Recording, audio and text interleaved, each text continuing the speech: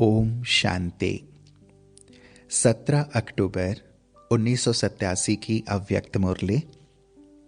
Heading है ब्राह्मण जीवन का श्रृंगार, पवित्रता। पूजनीय बनाने वाले परम पूज्य शिव बाबा अपने होवनहार पूज्य बच्चों प्रति बोले, आज बाप दादा अपने विश्व के चारों ओर के विशेष होवनहार पूज्य बच्चों को देख रहे हैं। सारे विश्व में से कितने थोड़े अमूल्य रतन पूजनीय बने हैं। पूजनीय आत्माएं ही विश्व के लिए विशेष जहान के नूर बन जाते हैं। जैसे शरीर में नूर नहीं तो जहान नहीं, ऐसे विश्व के अंदर पूजनीय जहान के नूर आप श्रेष्ठ आत्माएं नहीं तो विश्व का भी महत्व नहीं। स्वर्ण युग व आदि युग व सतो प्रधान युग, नया संसार आप विशेष आत्माओं से आरंभ होता है। नए विश्व के आधार मूर्त पूजनीय आत्माएं आप हो, तो आप आत्माओं का कितना महत्व है। आप पूज्य आत्माएं संसार के लिए नई रोशनी हो। आपकी चढ़ती कला विश्व को श्रेष्ठ कला में लाने के निमित्त बनती है। आप गिरती कला में आते हो तो संसार की भी गिरती कला होती है। आप परिवर्तन होते हो तो विश्व भी परिवर्तन होता है। इतने महान और महत्व वाली आत्माएं हो। आज बाप दादा सर्व बच्चों को देख रहे थे। ब्राह्मण बनना अर्थात पूज्य बनना, क्योंकि ब्राह्मण सो देवता बनते हैं और देवताएं अर्थात पूजनीय। सभी देवताएं पूजनीय तो हैं, फिर भी नंबरवार जरूर हैं। किन देवताओं की पूजा विधि पूर्वक और नियमित रूप से होती है और किन्हीं की पूजा विधि पूर्वक नियमित रूप से नहीं होती। किन्हों के हर कर्म की पूजा होती है और किन्हों के हर कर्म की पूजा नहीं होती है। कोई का विधि पूर्वक हर रोज श्रृंगार होता है और कोई का श्रृंगार रोज नहीं होता है। ऊपर ऊपर से थोड़ा बहुत सजा लेते हैं, लेकिन विधि पूर्वक नहीं। कोई के आगे सारा समय कीर्तन होता और कोई के आगे कभी कभी कीर्तन होता है। इन सभी का कारण क्या है? ब्राह्मण तो सभी कहलाते हैं, ज्ञान योग की पढ़ाई भी सभी करते हैं, फिर भी इतना अंतर क्यों? धारणा करने में अंतर है। फिर भी विशेष कौन सी धारणाओं के आधार पर नंबर 1 होते हैं जानते हो? पूजनीय बनने का विशेष आधार पवित्रता के ऊपर है। जितना सर्व प्रकार की पवित्रता को अपनाते हैं उतना ही सर्व प्रकार के पूजनीय बनते हैं। और जो निरंतर विधि पूर्वक आदि अनादि विशेष गुण के रूप से पवित्रता को सहज अपनाते हैं, वही विधि पूर्वक पूज्य बनते हैं। सर्व प्रकार की पवित्रता क्या है? जो आत्माएं सहज स्वतः हर संकल्प में, बोल में, कर्म में सर्व अर्थात ज्ञानी और अज्ञानी आत्माएं सर्व के संपर्क में सदा पवित्र वृत्ति, दृष्टि, वाइब्रेशन से यथार्थ संपर्क संबंध निभाते हैं, इसको ही सर्व प्रकार की पवित्रता कहते हैं।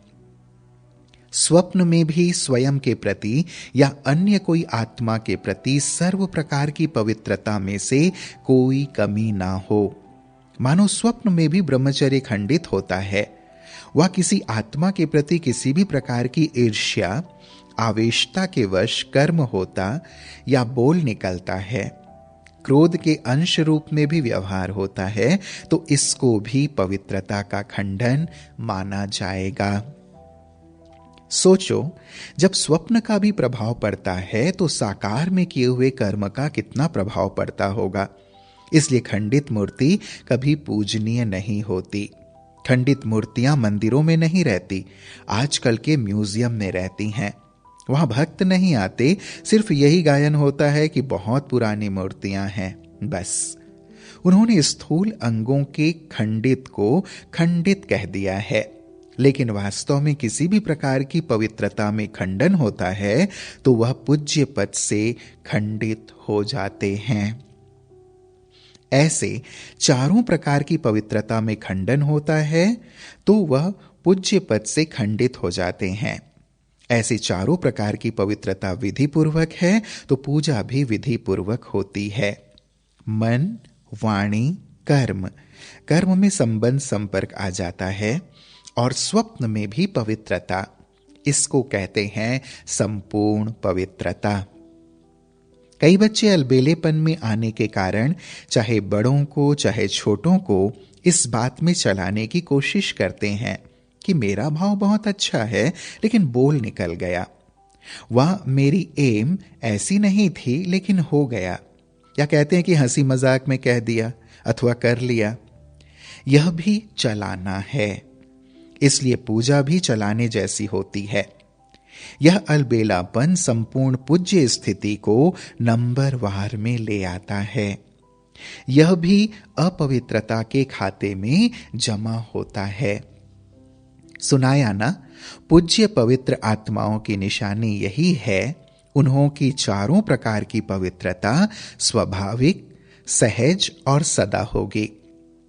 उनको सोचना नहीं पड़ेगा, लेकिन पवित्रता की धारणा स्वतः ही यथार्थ संकल्प, बोल, कर्म और स्वप्न लाती है। यथार्थ अर्थात एक तो युक्ति युक्त, दूसरा यथार्थ अर्थात हर संकल्प में अर्थ होगा, बिना अर्थ नहीं होगा। ऐसे नहीं कि ऐसे में बोल दिया, निकल गया, कर लिया, हो गया।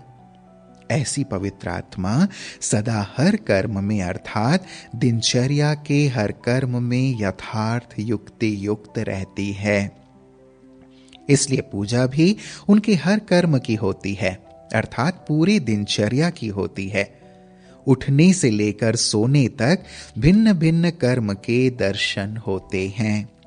अगर ब्राह्मण जीवन की बनी हुई दिनचर्या प्रमाण कोई भी कर्म यथार्थ व निरंतर नहीं करते तो उसके अंतर के कारण पूजा में भी अंतर पड़ेगा। मानो कोई अमृत वेले उठने की दिनचर्या में विधि पूर्वक नहीं चलते तो पूजा में भी उनके पुजारी भी उस विधि में नीचे ऊपर करते, अर्थात पुजारी भी समय पर उठकर पूजा नहीं करेगा, जब आया तब कर लेगा, अथवा अमृत वेले जागृत स्थिति में अनुभव नहीं करते, मजबूरी से व कभी सुस्ती कभी चुस्ती के रूप में बैठते तो पुजारी भी मजबूरी से या सुस्ती से पूजा करेंगे, विधि पूर्वक पूजा नहीं करेंगे। ऐसे हर दिनचर्या के कर्म का प्रभाव पूजनीय बनने में पड़ता है। विधि पूर्वक न चलना, कोई भी दिनचर्या में ऊपर नीचे होना, यह भी अपवित्रता के अंश में गिनती होता है। क्योंकि आलस्य और अलबेलापन भी विकार है। जो यथार्थ कर्म नहीं है वह विकार है, तो अपवित्रता का अंश हो गया ना। इस कारण पूज्य पद में नंबर वार हो जाते हैं। तो फाउंडेशन क्या रहा? पवित्रता। पवित्रता की धारणा बहुत महीन है। पवित्रता के आधार पर ही कर्म की विधि और गति का आधार है। पवित्रता सिर्फ मोटी बात नहीं है। ब्रह्मचारी रहे या निर्मोही हो गए, सिर्फ इसको ही पवित्रता नहीं कहेंगे। पवित्रता ब्राह्मण जीवन का श्रृंगार है। तो हर समय पवित्रता के श्रृंगार की अनुभूति चेहरे से, चलन से औरों को हो। दृष्टि में, मुख में, हाथों में, पांवों में सदा पवित्रता का श्रृंगार प्रत्यक्ष हो। कोई भी चेहरे तरफ देखे तो फीचर्स से उन्हें पवित्रता अनुभव हो। जैसे और प्रकार के फीचर्स वर्णन करते हैं, वैसे यह वर्णन करें कि इनके फीचर्स से पवित्रता दिखाई देती है। नैनों में पवित्रता की झलक है, मुख पर पवित्रता की मुस्कुराहट है, और कोई बात उन्हें नजर ना आए। इसको कहते हैं पवित्रता के श्रृंगार से श्रृंगारी हुई मूर्त। समझा? पवित्रता की तो और भी बहुत गुह्यता है, वह फिर सुनाते रहेंगे। जैसे कर्मों की गति गहन है, पवित्रता की परिभाषा भी बड़ी गुह्य है, और पवित्रता ही फाउंडेशन है। अच्छा, आज गुजरात आया है, गुजरात वाले सदा हल्के बन नाचते और गाते हैं, चाहे शरीर में कितने भी भारी हों, लेकिन हल्के बन नाचते हैं। गुजरात की विशेषता है सदा हल्का रहना, सदा खुशी में नाचते रहना और बाप के व अपने प्राप्तियों के गीत गाते रहना। बचपन से ही नाचते गाते अच्छा है। ब्राह्मण जीवन में क्या करते हो? ब्राह्मण जीवन अर्थात मौजों की जीवन। गरबा रास करते हो तो मौज में आ जाते हो ना। अगर मौज में ना आए तो ज्यादा कर नहीं सकेंगे। मौज मस्ती में थकावट नहीं होती है, अथक बन जाते हैं। तो ब्राह्मण जीवन अर्थात सदा मौज में रहने की जीवन। यह है स्थूल मौज और ब्राह्मण जीवन की है मन की मौज। सदा मन मौज में नाचता और गाता रहे। यह लोग हल्के बन नाचने गाने के अभ्यासी हैं, तो इन्हों को ब्राह्मण जीवन में भी डबल लाइट बनने में मुश्किल नहीं होती। तो गुजरात अर्थात सदा हल्के रहने के अभ्यासी कहो, वरदानी कहो। तो सारे गुजरात को वरदान मिल गया, डबल लाइट। मुरली द्वारा भी वरदान मिलते हैं ना। सुनाया ना, आपकी इस दुनिया में यथाशक्ति यथा समय होता है, यथा और तथा। और वतन में तो यथा तथा की भाषा ही नहीं है। यहां दिन भी तो रात भी देखना पड़ता, वहां ना दिन ना है रात, ना सूर्योदय होता ना चंद्रमा, दोनों से परे हैं। आना तो वहां ना। बच्चों ने रूह रिहान में कहा ना कि कब तक। बाप दादा कहते हैं कि आप सभी कहो कि हम तैयार हैं तो अभी कर लेंगे। फिर कब का तो सवाल ही नहीं है। कब तब तक है जब तक सारी माला तैयार नहीं हुई है। अभी नाम निकालने बैठते हो तो 108 में भी सोचते हो कि यह नाम डालें व नहीं डालें। अभी 108 की माला में भी सभी वही 108 नाम बोलें, नहीं, फर्क हो जाएगा। बाप दादा तो अभी घड़ी ताली बजावे और ठकाठक शुरू हो जाएगी। एक तरफ प्रकृति, एक तरफ व्यक्तियों, क्या देरी लगती। लेकिन बाप का सभी बच्चों में स्नेह है। हाथ पकड़ेंगे तब तो साथ चलेंगे। हाथ में हाथ मिलाना अर्थात समान बनना। आप कहेंगे सभी समान अथवा सभी तो नंबर 1 बनेंगे नहीं, लेकिन नंबर 1 के पीछे नंबर 2 होगा। अच्छा, बाप समान नहीं बने, लेकिन नंबर 1 दाना जो होगा वह समान होगा। तीसरा 2 के समान बने, चौथा 3 के समान बने, ऐसे तो समान बने तो 1-2 के समीप होते होते माला तैयार हो। ऐसी स्टेज तक पहुंचना अर्थात समान बनना। 108 तैयार हो जाएगी, नंबरवार तो होना ही है। समझा? बाप तो कहते अभी कोई है गारंटी करने वाला कि हां सब तैयार हैं? बाप दादा को तो सेकेंड लगता। दृश्य दिखाते थे ना, ताली बजाई और परियां आ गईं। अच्छा, चारों ओर के परम पूज्य श्रेष्ठ आत्माओं को, सर्व संपूर्ण पवित्रता के लक्ष्य तक पहुंचने वाले तीव्र पुरुषार्थी आत्माओं को, सदा हर कर्म में विधि पूर्वक कर्म करने वाले सिद्धि स्वरूप आत्माओं को, सदा हर समय पवित्रता के श्रृंगार में सजी हुई विशेष आत्माओं को बाप दादा का स्नेह संपन्न याद प्यार स्वीकार हो। और हम सभी बच्चों का भी प्राणेश्वर बाप दादा को दिल और जान, सिक और प्रेम से स्नेह संपन्न याद प्यार और नमस्ते नमस्ते नमस्ते बाबा। फिर प्यारे बाबा ने पार्टियों के साथ मुलाकात की।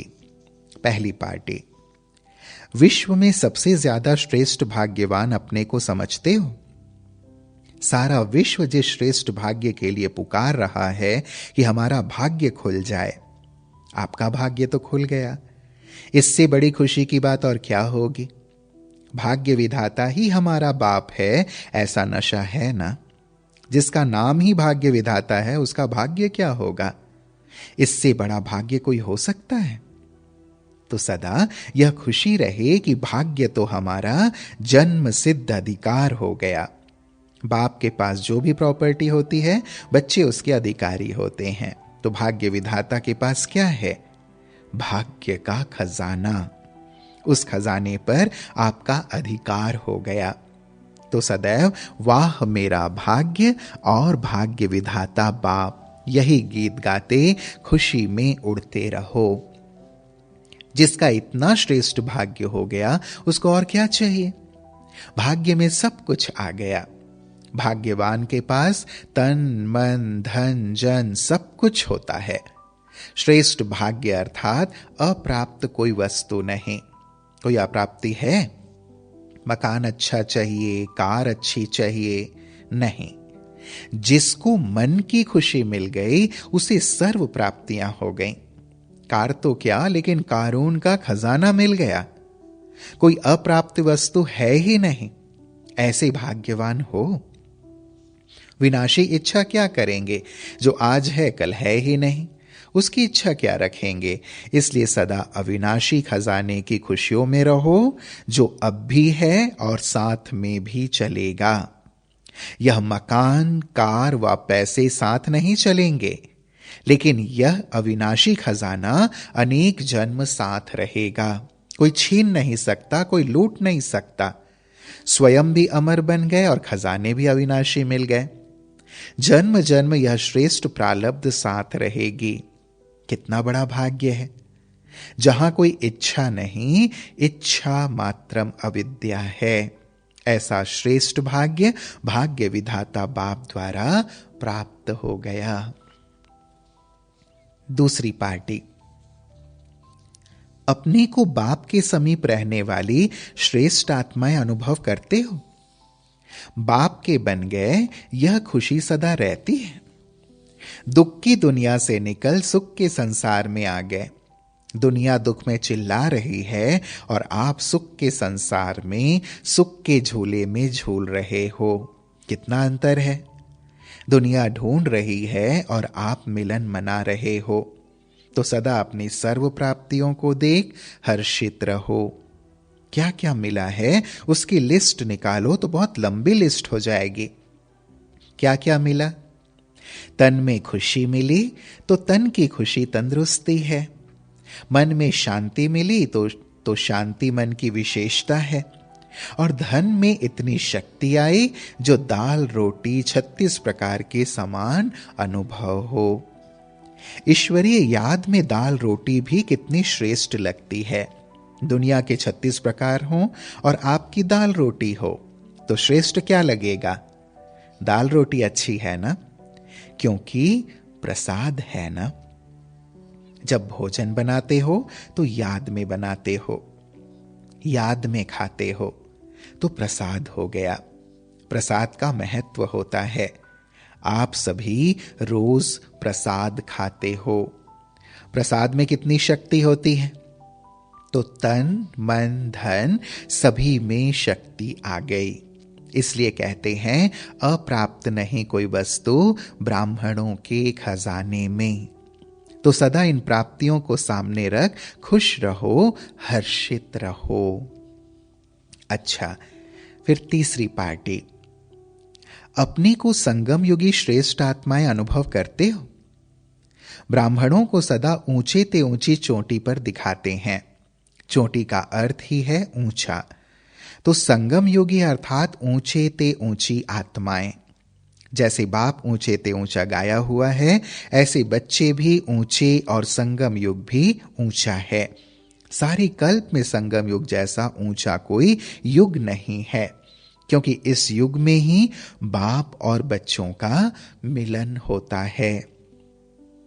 और कोई युग में आत्मा और परमात्मा का मेला नहीं होता है। तो जहां आत्मा और परमात्मा का मेला है वही श्रेष्ठ युग हुआ ना। ऐसे श्रेष्ठ युग की श्रेष्ठ आत्माएं हो। आप श्रेष्ठ ब्राह्मणों का कार्य क्या है? ब्राह्मणों का काम है पढ़ना और पढ़ाना। नामधारी ब्राह्मण भी शास्त्र पढ़ेंगे और दूसरों को सुनाएंगे। तो आप ब्राह्मणों का काम है ईश्वरीय पढ़ाई पढ़ना और पढ़ाना, जिससे ईश्वर के बन जाएं। तो ऐसे करते हो? पढ़ते भी हो और पढ़ाते अर्थात सेवा भी करते हो। यह ईश्वरीय ज्ञान देना ही ईश्वरीय सेवा है। सेवा का सदा ही मेवा मिलता है। कहावत है ना, करो सेवा तो मिले मेवा। तो ईश्वरीय सेवा करने से अतीन्द्रिय सुख का मेवा मिलता है, शक्तियों का मेवा मिलता है, खुशी का मेवा मिलता है। तो ऐसा मेवा मिला है ना। कितनी पात्र आत्माएं हो जो इस ईश्वरीय फल के अधिकारी बन गई। आप ब्राह्मणों के सिवाय और कोई भी इस फल के अधिकारी बन नहीं सकते। अधिकारी भी कौन बने हैं? जिनमें किसी की उम्मीद नहीं, वह उम्मीदवार बन गए। दुनिया वाले माताओं के लिए कहते इनका कोई अधिकार नहीं है, और बाप ने माताओं को विशेष अधिकारी बनाया है। माताओं को इस सेवा की विशेष जिम्मेवारी दी है। दुनिया वालों ने पांव की जूती बना दिया और बाप ने सिर का ताज बना दिया। तो साधारण माताएं नहीं हो, अभी तो बाप के सिर के ताज बन गई। चौथी पार्टी, सदा अपने को बेफिक्र बादशाह अनुभव करते हो। प्रवृत्ति का या कोई भी कार्य का फिक्र तो नहीं रहता है। बेफिक्र रहते हो। बेफिक्र कैसे बने? सब कुछ तेरा करने से। मेरा कुछ नहीं, सब तेरा है। जब तेरा है तो फिक्र किस बात का? जिन्होंने सब कुछ तेरा किया वही बेफिक्र बादशाह बनते हैं। ऐसे नहीं जो चीज मतलब की है वह मेरी है, जो चीज मतलब की नहीं वह तेरी। जीवन में हर एक बेफिक्र रहना चाहता है। जहां फिक्र नहीं वहां सदा खुशी होगी। तो तेरा कहने से, बेफिक्र बनने से खुशी के खजाने भरपूर हो जाते हैं। बादशाह के पास खजाना भरपूर होता है, तो आप बेफिक्र बादशाहों के पास अनगिनत अखुट अविनाशी खजाने हैं जो सतयुग में नहीं होंगे। इस समय के खजाने श्रेष्ठ खजाने हैं। तो माताएं बेफिक्र बादशाह बनी। जब मेरा मेरा है तो फिक्र है, जब तेरा कह दिया तो बाप जाने, बाप का काम जाने। आप निश्चिंत हो गए। तेरा और मेरा शब्द में थोड़ा सा अंतर है। तेरा कहना सब प्राप्त होना, मेरा कहना सब गंवाना। द्वापर से मेरा मेरा कहा तो क्या हुआ? सब गंवा दिया ना। तंदुरुस्ती भी चली गई, मन की शांति भी चली गई और धन भी चला गया। कहां विश्व के राजन और कहां छोटे छोटे दफ्तर के क्लर्क बन गए। बिजनेसमैन हो गए जो विश्व के महाराजा के आगे कुछ नहीं है। तो मेरा मेरा कहने से गंवाया और तेरा तेरा कहने से जमा होता जाता। तो जमा करने में होशियार हो।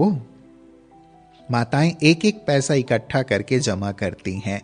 जमा करने में माताएं होशियार होती हैं। तो यह जमा करना आता है।